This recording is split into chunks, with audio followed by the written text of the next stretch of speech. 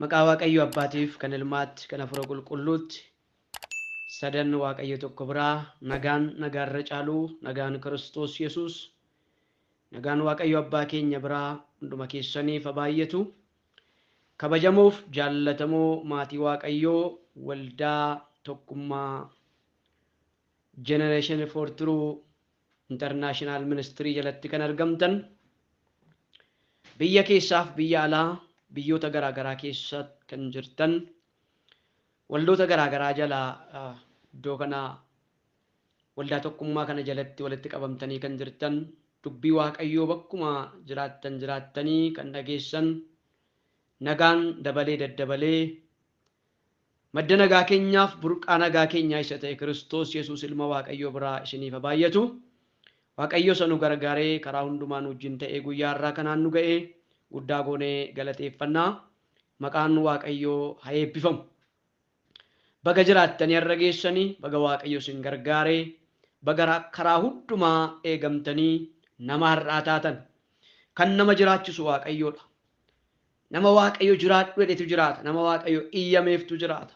Waaqayyo nuuf iyyameera jiraadhaa nuun jedhee guyyaa nu dabalee har'aan nu ga'ee maqaan isaa ulfaatu. Kanaaf buddeen waan nyaanneef jireenya nutti tolu waan keessa jirruuf jiraanne nutti hin fakkaatin. Waaqayyotu jiraadhu siin jedhee carraa siif kennee guyyaa siif dabalee umurii siif dabalee waggoota nu lakkoofsisee hunduma keenya har'aan ga'ee maqaan isaa eebbifamu. Egaa guyyaa irraa dubbii Waaqayyoo walii wajjin dhageenya. Kanaaf sagalee Waaqayyoo dhaga'uudhaaf iddoo kanatti kan walitti qabamtan gurra keessan dubbii Waaqayyoof ergisuudhaan yaada qalbii keenyaa hafuura qulqulluudhaaf ergisuudhaan afeeruudhaan dubbii Waaqayyoo walii wajjin dhaga'uu qabnaa. Hin kadhanna Waaqayyoon waan hundumaa gochuu kan dandeessu waan hundumaa irratti gooftaa kan taate bara dabarsitee bara baraan kan jiraattu alfaadhaaf omeegaa jabaa hundumaan olii jalqabniif dhumni waan hundumtuu siin kan ta'e gooftaa keenyaa galanni siif haa ta'u. Siin jiraanne har'a geenye siin namarraa taane barruu kee irratti baatamne baroota rakkisoo baroota ulfaatoo baroota sodaachisoo lagaa namni ce'uu hin dandeenye siin ceenee jiraanne har'a geenye irraa. Kanaaf sanu jiraachisee barruu kee sanu baateef galanni Waaqaaf lafarratti siif abaayatu.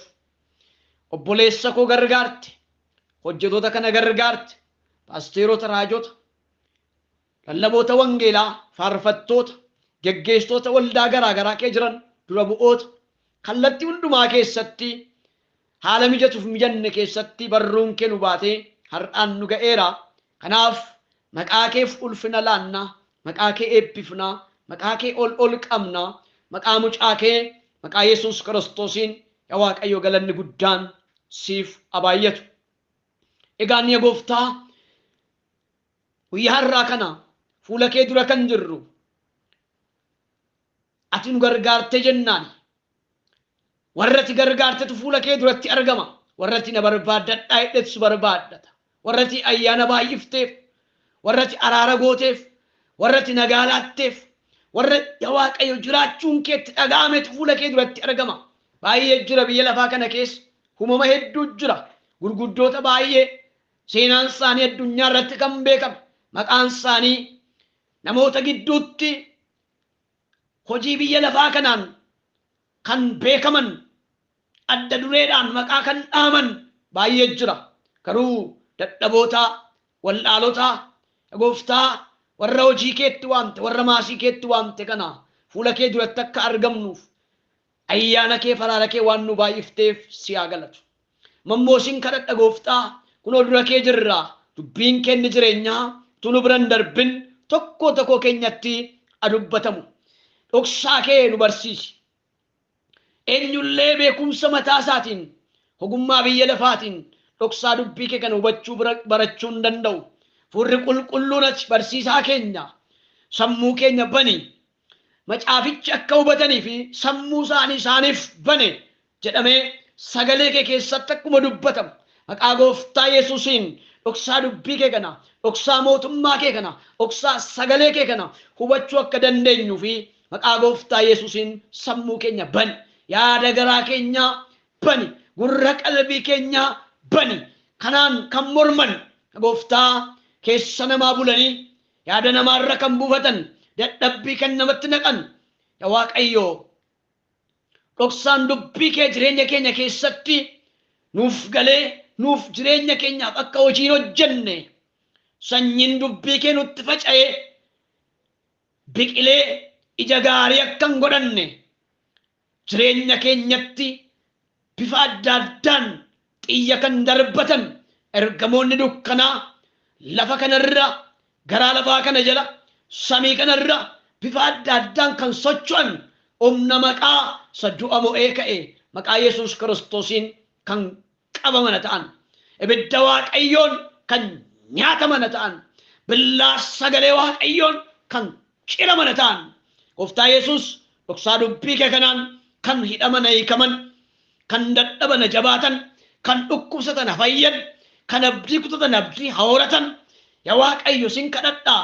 Dukkanni jireenya isaaniitti kan marse haalota rakkisaa keessa kan jiran maqaa Yesuus Kiristoosiin birmaddummaa haa argatan. Yaa gooftaa wanjoon dhokataan ulaasaan utuu hin beekinitti qabamanii jiran keessaa yaa Waaqayyo hafuurri keenni waan hundumaa gochuu danda'u yeroo kana dhaqee ulaatti hidhamanii jiran, ulaatti qabamanii jiran, ulaatti danqamanii jiran, ulaatti abdii kutatanii jiran keessaa humna sagalee kee keessa jiruun Waaqayyo ijoollee kee garboota kee baasi, mana ishee furi, mana isaa furi, maatii ishee furi, dhala ishee furi. Eebbaa Abrahaam, Yisihaaq, Yaaqoob karaa gooftaa keenya Yesuus Kiristoos eebba daangaa hin qabne sana ijoollee keef samii banii gad dhiisi. Gooftaa daandii haaraa nutti baasi. Kanan goota ulfaadhu. An dadhabaan garbichi keessa dubbii kee dubbachuudhaaf ayyaana naa baay'isi. Isaanitti dubbachuu qaba utuu hin ta'in anattis dubbadhu, nu barsiisi. Ati barsiisaa keenya. Namni beekumsa isaan ogummaa isaan dubbii kee nama hubachiisuu hin danda'u. Furri qulqulluun ati yoo namatti dubbatte garuu kan sin dhageenya tokko illee hin jiru. Gooftaa ati nu barsiisi.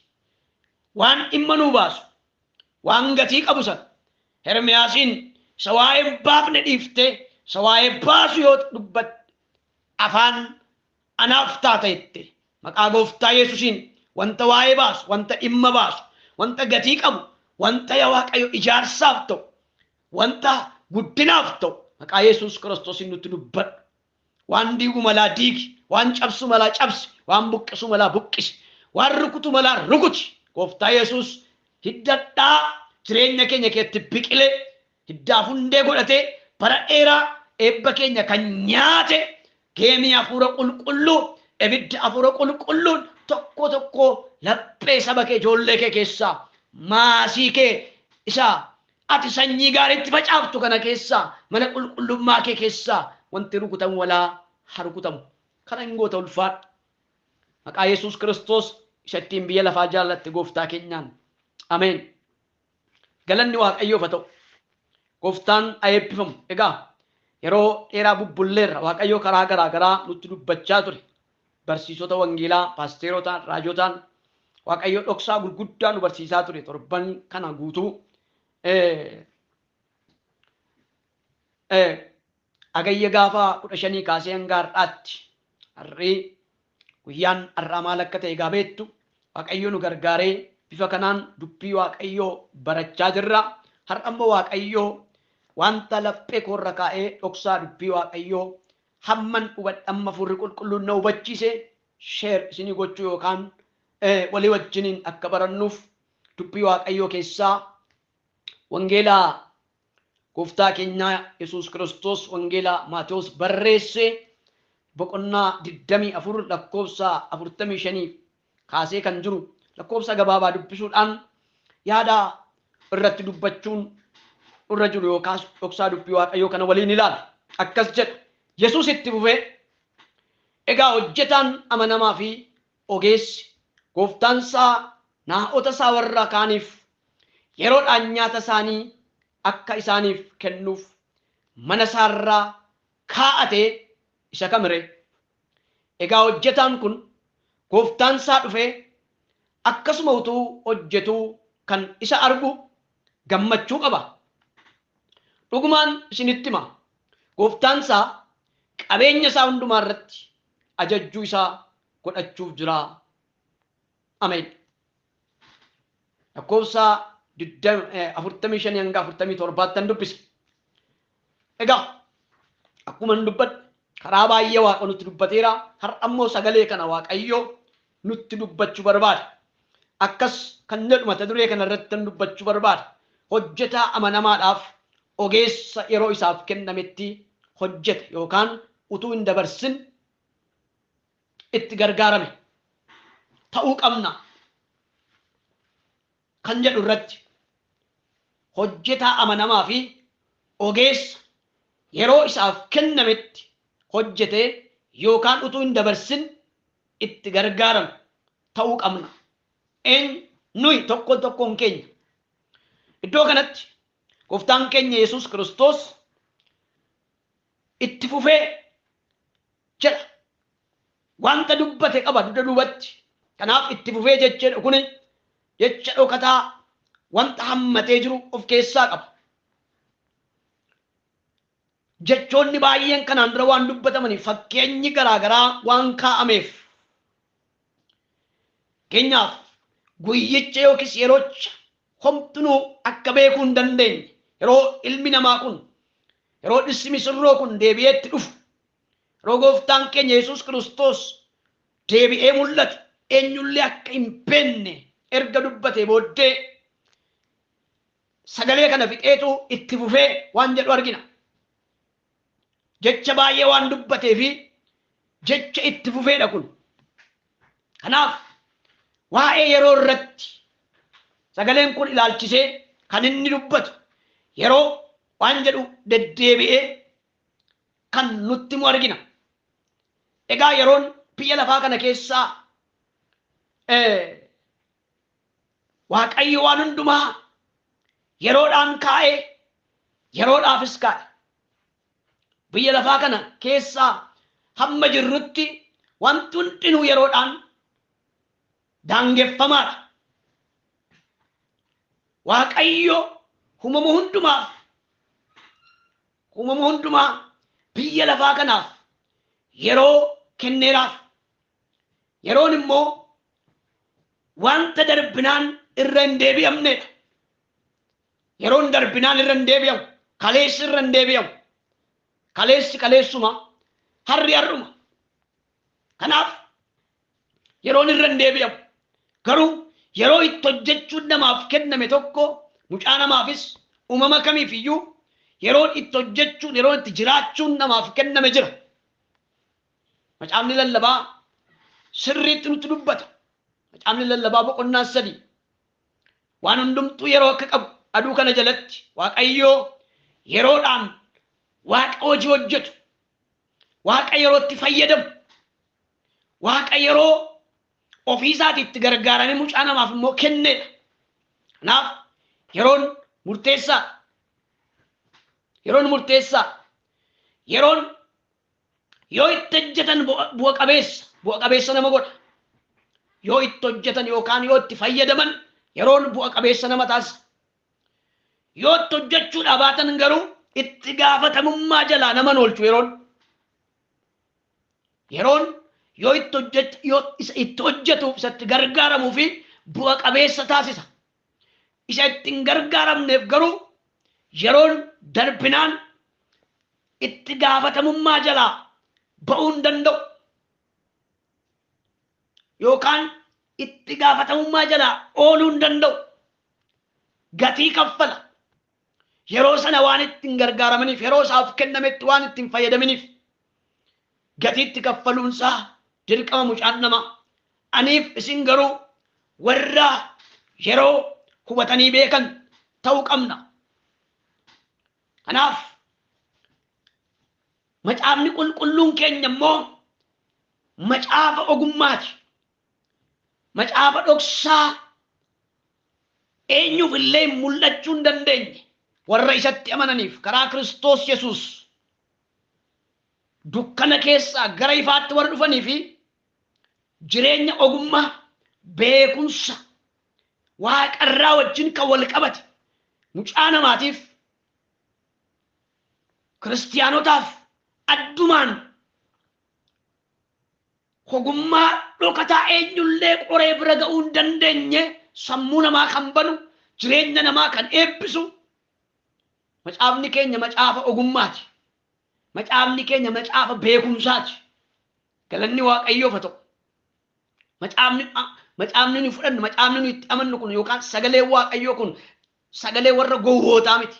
Sagalee warra waa'ee hin baafnee miti. Sagalee warra dhibooftuu miti. Sagalee Waaqayyoo waan ta'eef sagalee Waaqayyoo immoo hogeessa beekaa nama godha sammuu namaa bana hin qaroomsa qaroomina nama keessatti uuma. Galanni Waaqayyoof haa ta'u. Kanaaf Maatiyos boqonnaan 24 kun egaa yeroon waan nama hubataa yookaan nama hogeessa yeroo isaatti gargaarame yeroo kana booda deebi'ee nan argadha waan ta'eef yoon akkasumatti dabarseyyuu borirra deebi'ee nan argadha waan ta'eef maaltu na dhamaase maaltu olii ganneefisite maaltu na cinqee nama hin jenne nama yeroo sana carraa argame sanatti nama namoota irratti mana keessatti filame ga'eetti kenname sanaaf namicha isa filate sanaaf namicha isa waame sanaaf nama bu'aa gaarii argamsiisee namoota irratti filame sanaafis nama bu'aa argamsiisu ofiisaafis nama bu'aa gaarii buufateedha. Namni kun bu'aan ni buufate ni jalqabaa ofiisaatiif jireenyi isaa maal jedha Yesuus itti fufeedha. Egaa hojjetaan amanamaaf ogeessi gooftaan isaa naa'ota isaa warra kaaniif yeroodhaan nyaata isaanii akka isaaniif kennuuf mana isaa irratti kaa'atee isa kamiree erga jedhee booddee egaa hojjetaan kun gooftaan isaa dhufee akkasuma utuu hojjetu kan isa argu gammachuu qaba.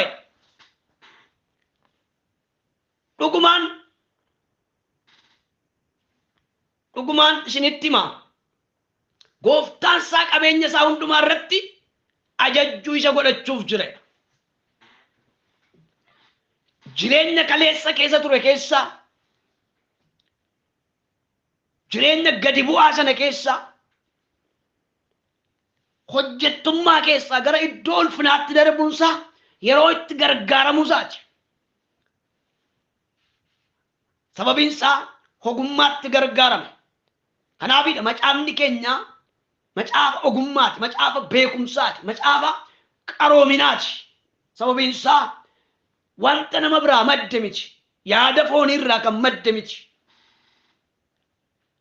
fedha namaa keessaa kan bahe miti, beekumsa lafa kanarraa miti, beekumsa waaqarraati. Gooftaan Yesuus Kiristoos fakkeenya kana gaafa barsiisu hojjetaa dammaqaa hojjetaa yeroo isatti kenname sanatti dammaqee waa hojjechuudhaaf of kennee of gadhiisee amanamummaadhaan ofirraa bu'ee hojjetu fakkeenya fudhateetu kan inni dubbate. Galanni Gooftaaf haa ta'u. Sagalee kana keessatti hundumti keenya amantoonnis hojjetoonnis geggeessitoonnis qixa jirrutti of ilaaluu qabna.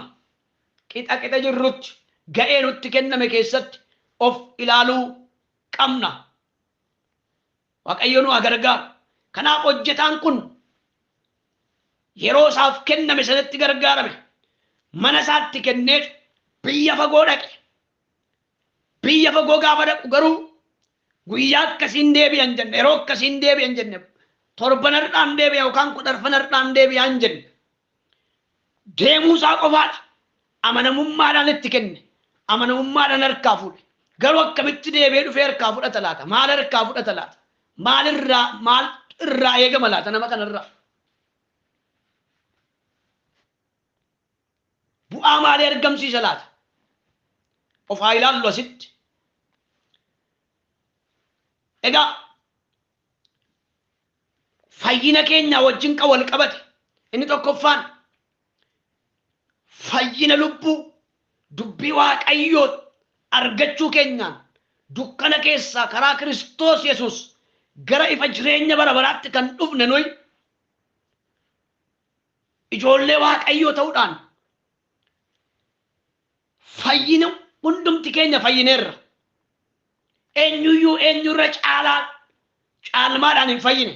Kiristoos si'a tokkicha fannoo irratti anaaf isiniif dabarfamee kennamee dhiiga isaa dhangalaasee dhiigni isaa dhangalee kun immoo cubbuu isa karaa Addaam nutti dhufe sana jala nu baasuudhaan hunduma keenya ijoollee Waaqayyoo nu taasise. Kanaaf nu hundumti keenya ijoollee Waaqayyooti.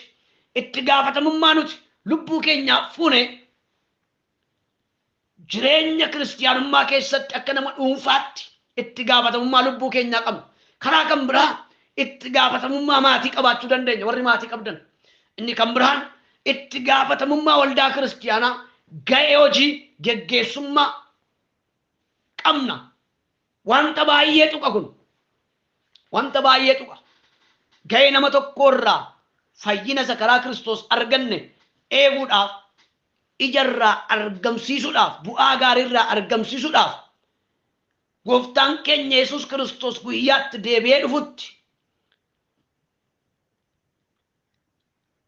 aniif isin yeelloo malee qaanii malee mudaa malee fuula isaa dura dhaabachuu akka dandeenyutti ija jabinaan isattiin fayyine fayyina sana iddootti eegaa jirraa laata. Barri amma kee jiru baratti namoonni sagalee Waaqayyoo irraa gurra isaanii deebisanii yaada isaanii deebisanii wanta biyya lafaa kana duukaa bu'anii waan biyya lafaa duukaa hiriiranii namoota duukaa yeroo isaan hiriiranii jiranii argina. Fayyina isaanii isa karaa Kiristoos fudhatan kana dagatanii duuka buutuu namaa yeroo namoonni ta'an keessa jirra.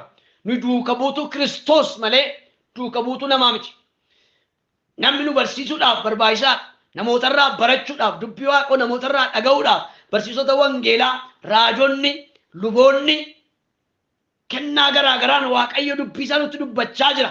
Garuu iddoo nu dhaabannee jirru argamni keenya eessa akka ta'e adda baafnee beekuu qabna. Kanaaf hojjetaa amanamaadhaaf ogeessa yeroo isaaf kenname utuu hin dabarsin hojjete ta'uu qabna aniif isin.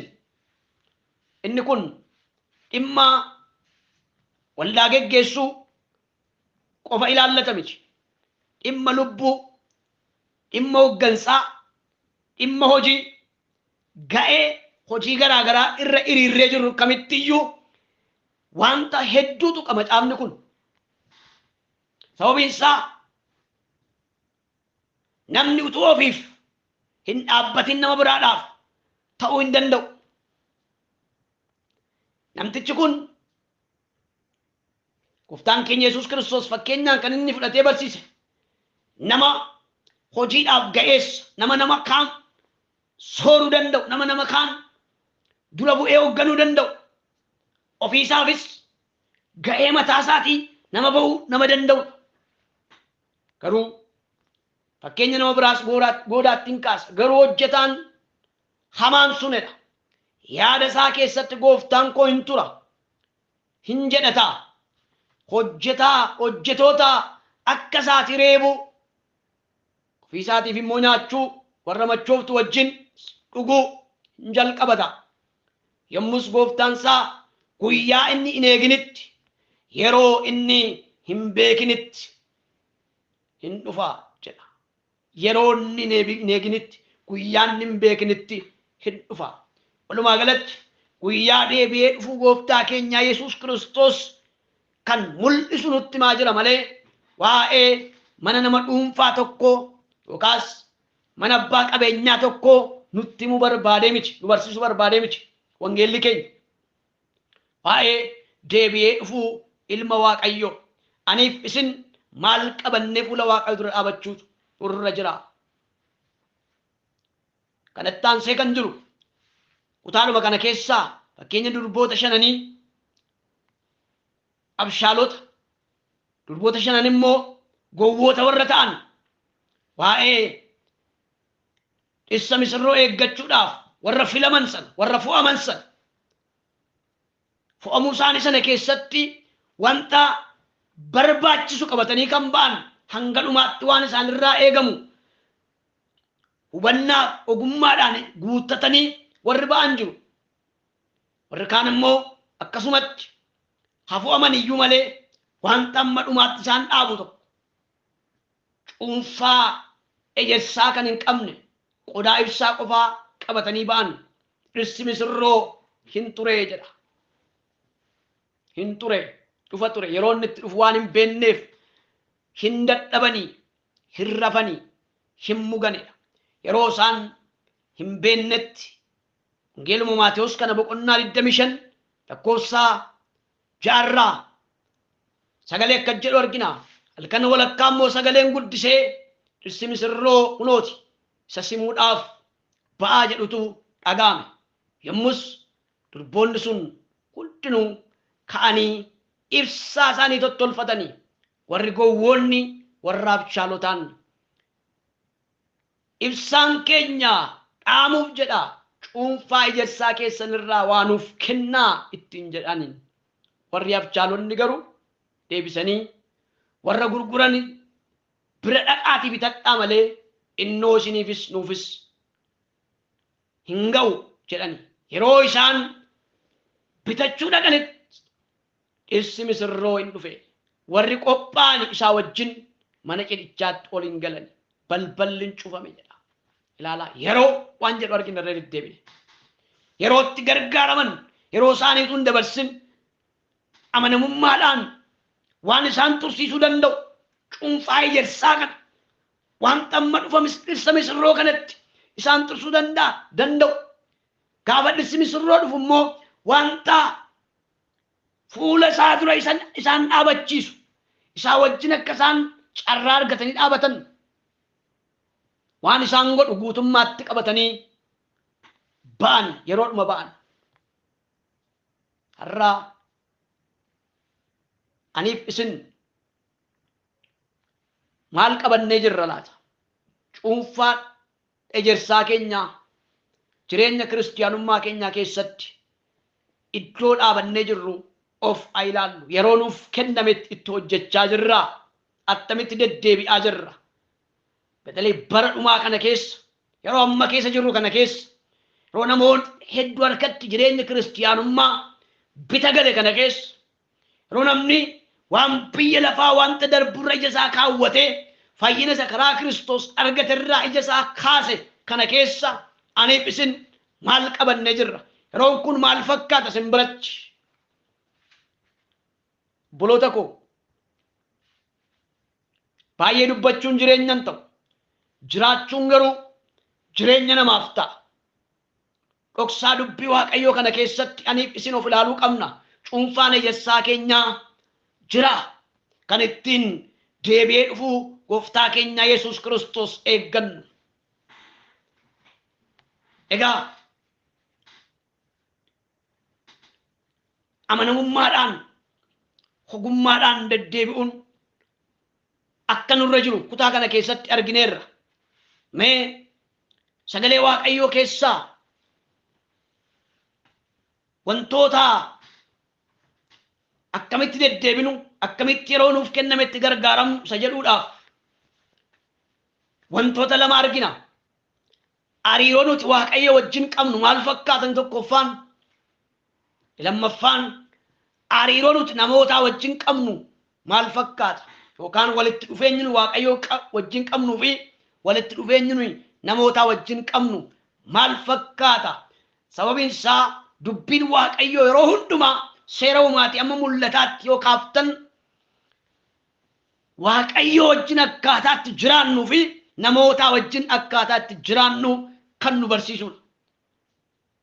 Maaliif abboommiin kurnan illee kan isaan kennamanii fi akkaataatti Waaqayyo wajjin jiraannuu fi akkaataatti namoota wajjin jiraannu nu gorsa. Kanaaf hariiroon nuti Waaqayyo wajjin qabnu ni jalqaba maal fakkaata? attamitti deddeebi'aa jirra. Lammaffaarratti hariiroo nuti namootaa wajjin qabnu walitti dhufeenyi namootaa wajjin qabnu maal fakkaata? Sababiin isaa macaafni kun kutaan nuti wangeela Maatewos boqonnaa 24 irraa dubbifne kan nutti himu hojii nutti kenname. Hojiin kun adda duree hooggansa namaa irratti hojjechuudhaaf itti kenname. Yeroo isaaf kenname kun immoo yeroo ammanaati amma manaatti wanti jedhamu hin jiru. Guyyaa dhaabbataa guyyaa murtaa'an hin jiru. Garuu mana isaa irratti isa shuume. Mana isaa irratti isa muude. Itti gaafatamaa godhee isa kaaya.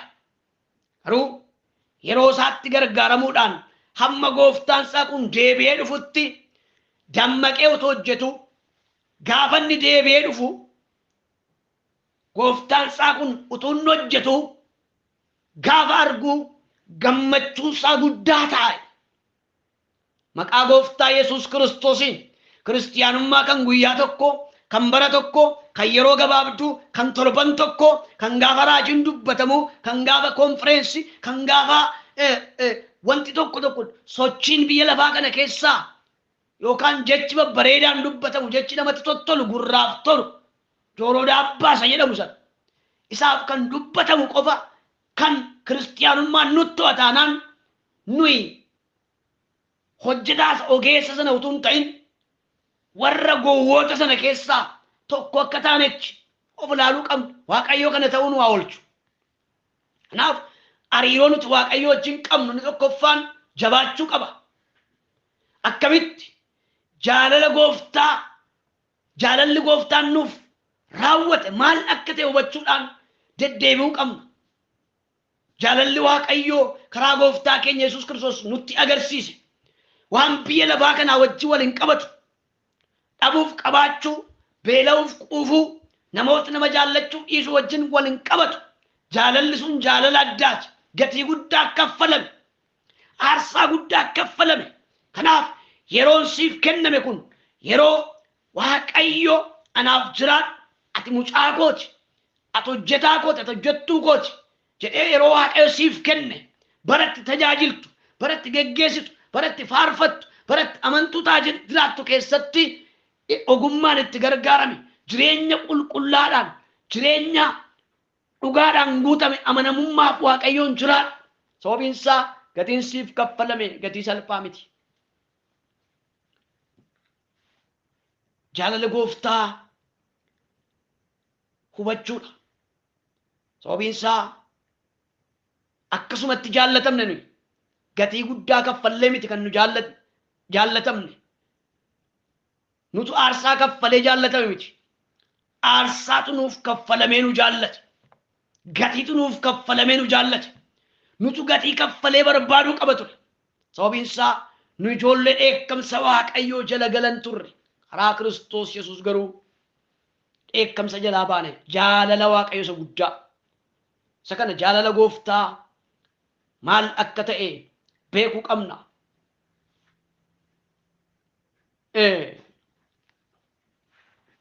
Roomaa boqonnaa 12 lakkoofsa 1 hanga 2 sagalee akkas jedhu argina. Gara warra Roomaa boqonnaa 12 lakkoofsa 1 hanga 2 akkas jedha. Ammas yaa obboloota araara Waaqayyoof jedhaati namummaa keessan qulqullaadhaaf Waaqayyo duratti fudhatamaa akka ta'utti aarsaa jiraatu gootanii akka isa dhiyeessan isinan gorsa. Akkasitti hafuuraan Waaqayyoof hin sagaddu. Fakkeenya bara isa darbuu kana duukaa hin bu'inaa. Jaalalli Waaqayyoo isa kam akka ta'e gargar baasuudhaaf yaada garaa keessanii haareffachuudhaan of diddiiraa. Jaalalli Waaqayyoo immoo waan gaarii ta'e. Jaalalli Waaqayyoo maal? Waan gaarii ta'e.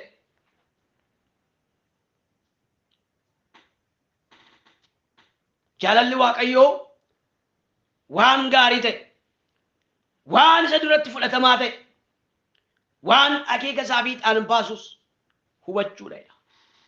Jaalalli Waaqayyoo sanu barbaanne, sanu feenu, sanu dheebonnu tun ta'in wanti Waaqayyo nurraa barbaadu jira jechuudha.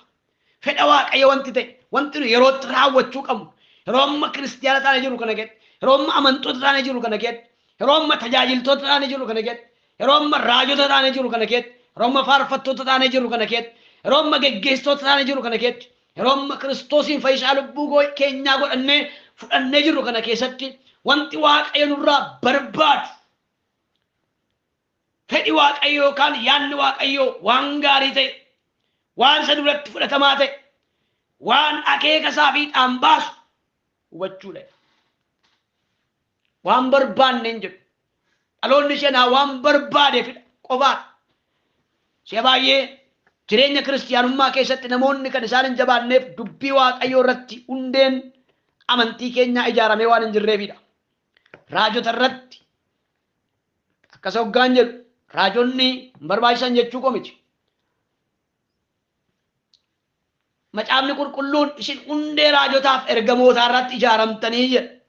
Ijaarsa mana isaa hafuuraa sana taataniittu jedha. Garuu macaafa qulqulluu sana keessaa baanee dubbii waaqayyoo keessaa baanee har'a namoota irratti ijaaramnee jira namoonni baay'ee. Waldaa keessa kan jiran namooti hedduun nama irratti ijaaramanii jiru malee dubbii waaqayyoo isaa hundee raajotaaf ergamootaa ta'e irratti ijaaramanii hin jiran. Kanaaf maal irratti ijaaramnee jira nuyi? Kennaa waaqayyo nutti kenne yeroodhaan itti gargaaramaa jirra. Ogummaadhaan itti gargaaramaa jirra. Deddeebiin keenya akka jaalala waaqayyootti ta'ee jira. Ni kan biraan maal jedha? Hojii dukkanaa hirmaachuu dhiisuudha. Namni hojjetaa amanamaaf ogeessa ta'e tokko yeroo isaaf kennametti namni hojjechuu qabu tokko hojii isa hin ilaallanne hojii isa hin barbaachifne keessatti argamuu dhiisuudha. Bakka isaaf hin malle የማይመጥነው ስፍራ የማይመቸው ስፍራ ለእግዚአብሔር የማይገባው ስፍራ አለመቆም ነው። ከጨለማ ጋር አለመተባበር ነው። ዱከና ወጅን ወልት ዱፌኛ ቀባችሁ ዲሱ ሆጂ ዱከናት ይርማችሁ ዲሱ ኤፌሶን 5:10 ሰገሌ ዋቀዮ ከጀል ኤፌሶን ቦቆና 5 ኤርጋ ጳውሎስ ከረ ወረ ሮማ ወራ ኤፌሶን በሬስ ኤፌሶን ቦቆና 5 ለኮብሰ 10 ራ አከስ ጀደ ዱቢን ዋቀዮ ኤፌሶን 5:10 kudhaniif 11 wanta gooftaatti tolu toora bara qoraa bira ga'a wanta gooftaatti tolu qoraa bira ga'a hojii dukkanaa isaa wanti dhimma baasu keessaa hin baane bakkeetti baasaa malee ittiin hirmaatina. Namoonni hojii akkasii keessaa qaban jiru. Waan isaan dhoksaatti hojjetan immoo dubbachuun iyyuu yeelloodha. Wanti bichi bakkeetti baasu hundinuu mul'ataa hin ta'a. Wanti bakkeetti baafamu hundinuu ifaadha. Kanaaf ati isa raftu dammaqi warra du'an keessaa ka'e Kiristoosiif hin ibsaa jedha. Malakkoofsa 14 dubbise. Garuu hojii dukkanaa isa wanta dhimma baasu keessa hin baane bakkeetti baasaa malee ittiin hirmaatinaa jedha. Hojii warra kaanitti lixuu dhiisuu jechuudha. Waan isan ilaallanne waamicha keessaa hin qabne qooda keessaa hin qabne ga'ee isatti hin kennamne keessaa hirmaachuu dhiisu hojjetaa amanamaa yeroo isaatti gargaaran yeroo isaaf kennametti sababiin isaa hojii isaa harkatti balleessa. Ga'ee isaa harkatti balleessa. Waamicha isaa harkatti balleessa. Har'aa namoonni baay'een waamicha isaanii kan isaan dagatan iddoo isaaniif hin malle bakka isaaniif hin malle iddoo waaqayyootti isaan hin barbaanne yeroo dhaabatan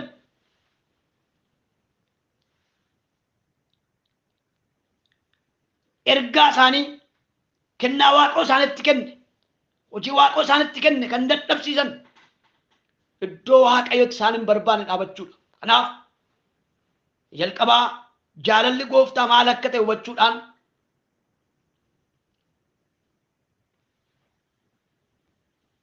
akka jaalala waaqayyootti jiraachuudha. Inni lammaffaan hojii dukkanaatti hirmaachuu dhiisuudha. Hojii dukkanaatti hirmaachuu dhiisuudha. Mee aniif isin kutaa kana irratti keessatti gaafa of ilaallu maaltu natti kenname, ga'een hin qabu maal inni, akkamittan hojjechaa jira, jireenya kiristiyaanummaa kootiif akkamittan deddeebi'aa jira, gooftichi inni hojii kana natti kenne, ni waamicha kana naaf kenne hin dhufa, guyyaan ni dhufu immoo beeku, garuu hojjechaa hin jira moo hojjechaa hin jiru. Ni geggeessitu, ni faarfattu, ni lallabtu, ni raajju. Hojii Waaqayyoo kallattii adda addaatiin nutti kenne hojjechaa kan jirru kamiyyuu of ilaaluu qabna. Of ilaaluu qabna. Ni kan biraan deddeebiin keenya illee ogummaadhaan ta'uu qaba. Deddeebiin keenya ogummaadhaan ta'uu qaba.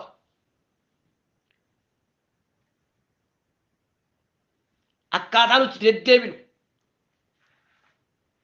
Tiitoo boqonnaa 4 lakkoofsa 12 sagalee Waaqayyoo akkas jedha. Tiitoo 4 Tesalonqee saduraa 4:12 dhiifama. Saduraa Tesalonqee boqonnaa 4 lakkoofsa 12 akkas kan jedhu argina. Tesalonqee boqonnaa 4 lakkoofsa 12. Saduraa boqonnaa 4 lakkoofsa 12.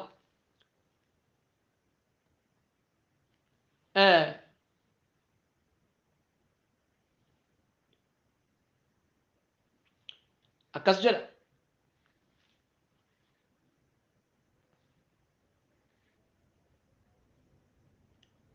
Akkasitti yoo jiraattan warra alaa biratti ija ulfinaatiin hin ilaalamtu. Waan isin barbaachisuufis harka nama tokkoyyuu hin ilaaltan jedha. Mee akka nuuf galutti lakkoofsa 9 irraa kaaseen dubbisa. Waa'ee obboloota jaallachuun immoo isiniif caafuun barbaachisaa miti. Wal jaallachuun akka isin barbaachisu Waaqayyoo isin barsiiseera. Isinis kanuma duukaa buutanii obboloota guutummaa kutaa biyya Maqedooniyaa keessa jiran hundumaa hin jaallattu. Ammas immoo caalchiftanii akka itti fuftanii isin nan gorsa. Yaa obboloota akkuma nu dur isinitti himne jireenya gabii jiraachuu, maayii keessan dhimma baafachuu, waan ittiin jiraattan argachuudhaaf harka keessanii itti dadhabdanii hojjechuu ulfinatti lakkaadhaa. Akkasitti yoo jiraattanidha warra alaa biratti ija ulfinaatiin hin ilaalamtudha. Waan isin barbaachisuufis harka nama tokkoyyuu hin ilaaltan jedha. Yeroo isiniif kenname kanatti yoo itti dhamaatan, yeroo isiniif kenname kanatti yoo itti gargaaramtan, jaalala Waaqayyoof jaalala namootaa, hariiroo namootaaf hariiroo Waaqayyoo wajjin qabdan yoo jabeeffattan, hojiitti yeroo isiniif kennametti yoo jabaattan, warra alaa jechuun warra amantii keessa hin jirre jechuudha. Warra dukkana keessa jiran jechuudha. Warra Kiristoosiin fayyisaa lubbuu isaanii godhatanii hin fudhanne biratti isin ilaalchi isin qabdan iddoo guddaa ta'uu qaba. Sababiin isaa hin sodaatamtu jechuu barbaadeeti. Qolaasaayis boqonnaa 4 lakkoofsa 5-6. Qolaasaayis 4:5-6 akkasumaan jedha sagalee Waaqayyoo.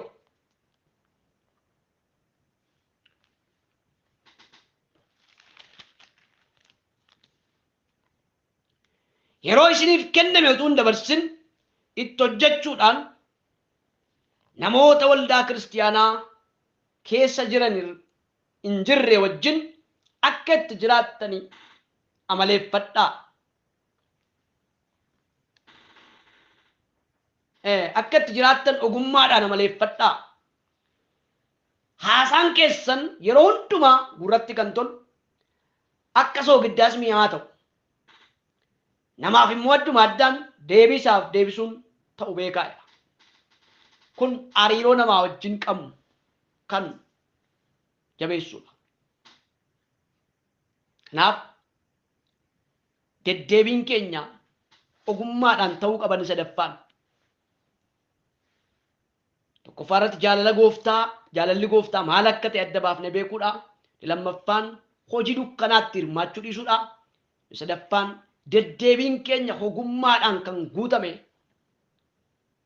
ta'uu qaba. Ogummaa hafuura waaqayyootiin akka amantoota sirriitti warra fakkeessan utuu hin ta'in ግብዝነት በሌለው ኑሮ እግዚአብሔር በሚከብርበት ህይወት እግዚአብሔር ደስ በሚሰኝበት ህይወት ኑሮ መኖር አለብን። ስለዚህ ብልህና ታማኝ አገልጋይ ለመሆን ጊዜውን በአግባብ የተጠቀመ ባሪያ ለመሆን ከኛ የሚጠበቀው ከእግዚአብሔር ጋር ያለው ግንኙነትና ከሰዎች ጋር ያለው ግንኙነት መጠበቅ አለበት። አንዳንድ ጊዜ የሚበላሸው ከሰዎች ጋር ያለው ኑሮ አጥብቀን ከእግዚአብሔር ጋር ያለው ኑሮ እናበላሻለን። አንዳንድ ጊዜ ደግሞ ከእግዚአብሔር ጋር ያለው ኑሮ አጥብቀን ከሰዎች ጋር ያለው ኑሮ እናበላሻለን። የተፈራረቀ ኑሮ ጅሬኛ ወልጀለ ደርብ ጅሬኛ ወልደር አሪሮ ወልጀለ ደርብ ሲተቆ ነሞታ ወጅ ወልት ዱፌኛ ከኛ ጀቤፈነጭ ዋቀዮ ወጅን ሞልት ዱፌኛ ከኛ ኢላፍምና ሲያከም ብራሞ waaqayyo wajjin walitti dhufeenya keenya jabeeffanneetu namoota wajjin walitti dhufeenyi keenya illaaf lamaanuu saayyuu ogummaan deddeebi'uu qabna. Akka dubbii waaqayyootti jiraachuu qabna. Yeroo nuuf kenname itti gargaaramuu qabna. Kiristiyaanonni amantoon waaqayyo nu gargaaru. Kutaa tokko dubbiseetan dhaaba. Sagalee waaqayyoo keessaa Efesoon boqonnaa 5 robaayee tarii nutti lallabameera yookaan lallabdanii barsiiftaniitu ta'a. Efesoon boqonnaa 5 lakkoofsa 15 irraa kaasee akkas jedha. Egaa attamitti akka deddeebitan haleelaa ilaalladhaa. Akka warra ogeessaatti malee akka warra ogeessantaniitti hin jiraatinaadha. Sababiin isaa guyyoonni kun guyyoota gadhee waan ta'aniif yeroo isiniif kenname utuu hin dabarsin itti hojjedhaa. Hojjetaa amanamaanii fi ogeessi yeroo isaaf kenname utuu hin dabarsin itti hojjechuu qaba. Sababiin isaa jalqaba kaaseera. Yeroon nuyi amma keessa jirru kun yeroo hamaadha. Yeroon immoo wanta kaleessa darbinaan har'a deebi'een dhufneedha. Waaqayyoo bor waan biraa akka hojjennu barbaada. Karoora biraa qaba, sagantaa biraa qaba waaqayyo, yaada biraa qaba waaqayyo, mata duree biraa qaba waaqayyo, yaada haaraa qaba waaqayyo jireenya keenya irraa. Hojii isa nutti kenname gaafa nuyi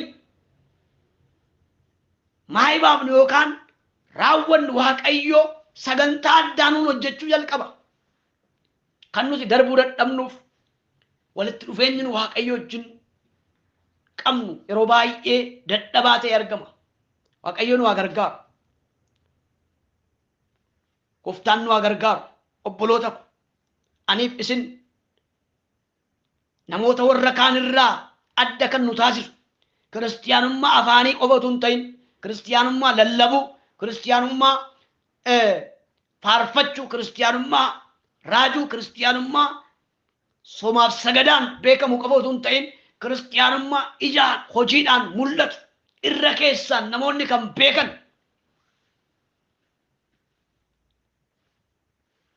warra duukaa buutuu gooftaa ta'an hojii isaaniitiin adeemsa isaaniitiin gocha isaaniitiin warra dhugaa ba'ameef ogeessota ta'uu qabna. Lakkoofsa 17 irraa akka jedha kanaaf jaalalli gooftaa maal akka ta'e hubadhaa malee wallaalota hin ta'inaadha. Wallaalota hin ta'inaa. Isin warri wangeela dhageessan. Nuyi warri wangeela dhageenya. Warri dukkana keessaa gara ifaatti dhufu. Warri mootummaa waaqayyoo hirmaachuudhaaf dhoksaa mootummaa waaqayyoo kana warri barri kun wallaalota ta'uu hin qabu. Barri kun bara wallaalchisaadha. Barri kun bara gadhee, bara hamaa. Si'a tokko namoonni waggaa haaraan gaafa dhufu waan haaraa fidee waan dhufu namatti fakkaata. Nutu baroota keessatti Waaqayyo isa waan haaraa hojjetu amaneet Waaqayyo waan haaraa godha jennee eegganna malee bara keessa wanti haaraan hin jiru. Barri waan haaraa fidee dhufu. Waaqayyo garuu waan haaraa gochuu danda'a. Kanaaf wallaalota hin ta'inaa. Wallaalota hin ta'inaa. Jaalalli gooftaa maal akka ta'e hubadhaa malee wallaalota hin ta'inaadha macaafni keenya. Yeroo nuuf kennametti hojjechuu.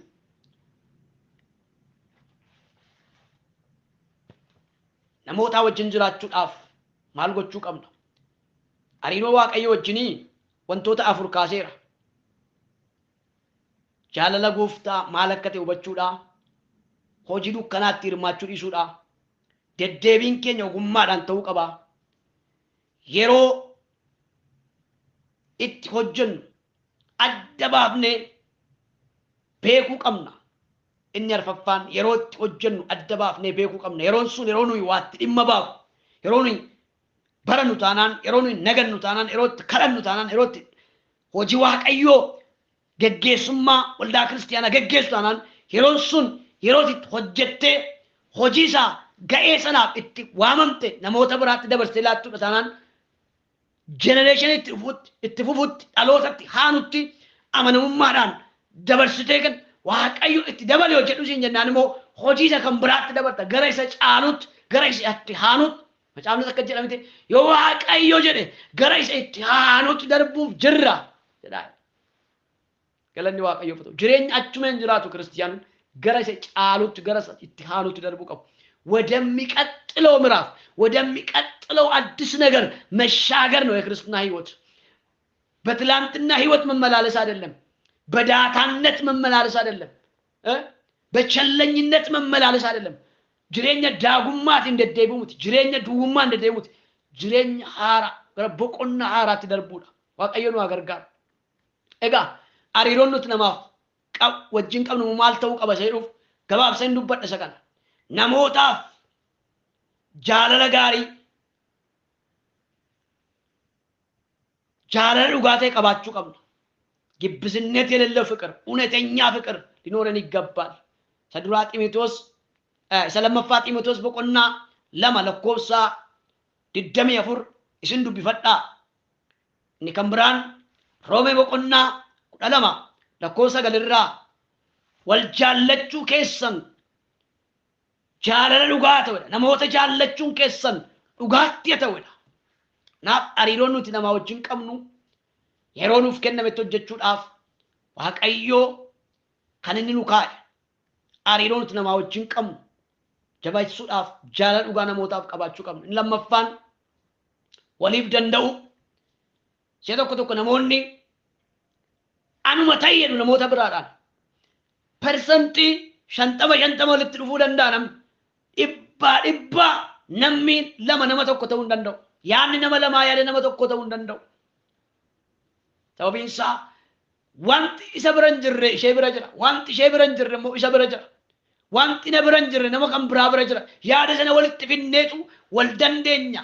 Yaadni dadhabaan jiraachuu danda'a. Yaadni obsa hin qabne jiraachuu danda'a. Yaadni ariifataan jiraachuu danda'a. Yaadni rakkina qabu jiraachuu danda'a. Kanaaf wal danda'u jireenya kiristaanummaa keessatti wal danda'uun barbaachisaadha. Filippos boqonnaa 2 lakkoofsa kaafnee ilaalla. Yaada walitti fidaa, walitti dabalaati, tokko ta'uudhaan akeeka koo bakkaan naaf gaa'edha, naaf raawwadhaa ergamaan Phaawulos. Sababiin isaa Kiristoos irraa baraa'edha. Ulfina guddaa utuu qabu ulfina isaa sana dhiiseetu gadi bu'ee nama ta'ee foon uffateedha. Waaqayyo nu haa gargaaru. Namoota waliif danda'an ta'uu qabna. hariiroo namaa wajjin qabnu yeroo nuuf kennametti hojjechuudhaaf ogummaadhaan. Inni sadaffaan namootaaf namoota warra kaan akka isaan nurra caalan namoonni nurra caalan akka jiran abaluu narra caala inni ilaaluu qabna jireenya kiristaanummaa keessatti. Ana baluu nan caala inni of qabuu hin qabnu. Olaantummaadhaan jireenyi keenya of tuuluu hin qabu. abaluu narra wayya wanti jedhu. Filippos boqonnaa 2 lakkoofsa 3 irraa kaafne. Inni arfaffaaf inni dhumaa namootaaf waan gaarii gochuudhaan jireenyi keenya kiristiyaanummaa keessatti dhugaatti deddeebi'uu qaba. Waaqayyo nu haa gargaaru. Isa lammaffaa Qorontos 9:13 itti dabalee Roomaa boqonnaa 12 lakkoofsa 18 isa kana dubbifachuudhaan nan xumura. Roomee boqonnaa 12 lakkoofsa 18 dubbiseetan dhaaba suma irratti. Waaqayyo maqaan isaa ulfaatu. Roomaa 12 lakkoofsa 18 dubbii Waaqayyoo irraa akkas kan jedhu argina. Gara warra Roomaa boqonnaa 12 lakkoofsa 18 irraa sagaleen Waaqayyoo kan jedha. Nama hundumaa wajjin nagaatti jiraachuudhaaf karaa keessan wanta danda'amu hundumaa godhaa. Nama hundumaa wajjin nagaatti jiraachuudhaaf karaa keessan wanta danda'amu hundumaa godhaa. Kun nageenyaa wajjin wal qabata. Yeroo nuuf kennametti hojjechuudhaaf ogummaa qabaachuudhaan hariiroo nuti Waaqayyoof namoota wajjin qabnu maal fakkaata? Attamitti deddeebi'aa jirra? Jedhu sagalee kana Waaqayyoo laphee koo irra kaa'eera. Kan hundumaa sagalee Waaqaa irratti hundaa'een dubbadhu. Boloota ko eessa jirra of haa ilaallu. Hojjetaa amanamaaf ogeessa yeroo isaaf kenname utuu hin dabarsin itti hojjetu taanee guyyaa dhufa gooftaa keenya Yesuus Kiristoos mudaa malee, qaanii malee, yeelloo malee warra dura dhaabatan amanamummaadhaan gonfoo moo'ichaa isa hin dabarre sana warra dhaalan akka taanuuf Waaqayyoo hunduma keenyaa haa gargaaru. Shaaloom, yeroo gaarii.